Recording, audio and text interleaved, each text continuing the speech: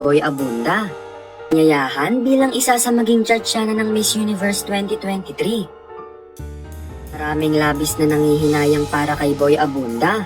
Ito'y matapos siyang maanyayahan bilang isa sa maging judge. Isa sa labis na sinisisi ng marami ay si Michelle D. At nangyari sa pagitan ng dalawa. Ano nga bang nangyari?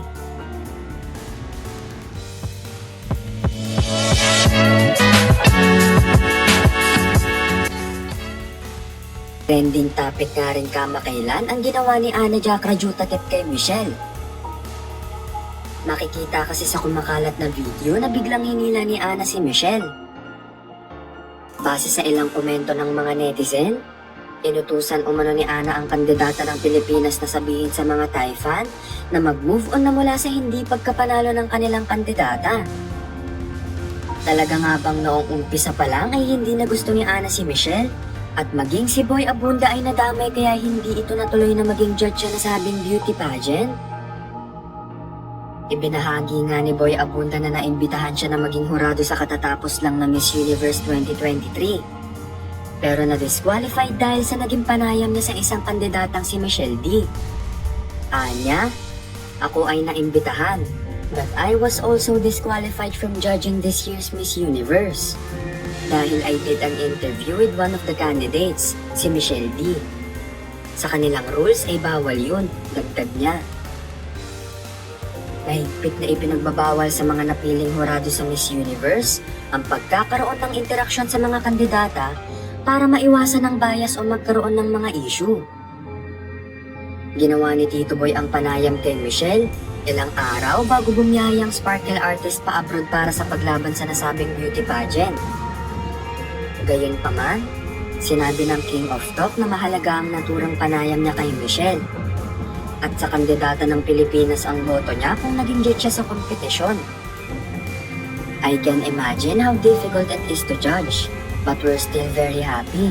Michelle got the top 10, saad ni Tito Boy.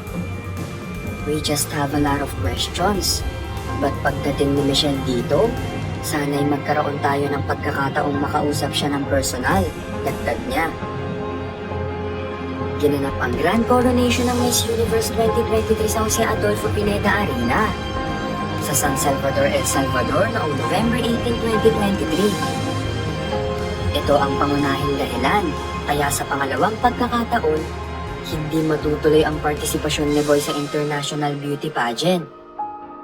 Matatandaan na ito dapat ang pangalawang pagkakataon dahil noong December 2023 ay inimbitahan si Boy ng Miss Universe Organization para maging anchor ng 71st Miss Universe na idinao sa New Orleans Memorial Convention Center sa New Orleans, Louisiana, USA noong January 14, 2023.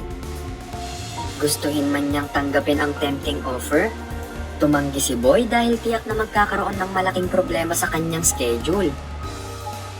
Hindi na pwedeng mangibang bansa si Boy noong mga panahong iyon dahil abala na siya sa paghahanda para sa kanyang bagong programa sa GMA7, ang Fast Talk with Boy Abunda na nagsimula noong January 23, 2023. Hindi man siya naging bahagi ng Miss Universe 2022, naging bisita ni Boy sa Fast Talk with Boy Abunda noong May 9, 2023, ang Miss Universe Organization owner at Thai business tycoon na si Ana Jacra Jutatep.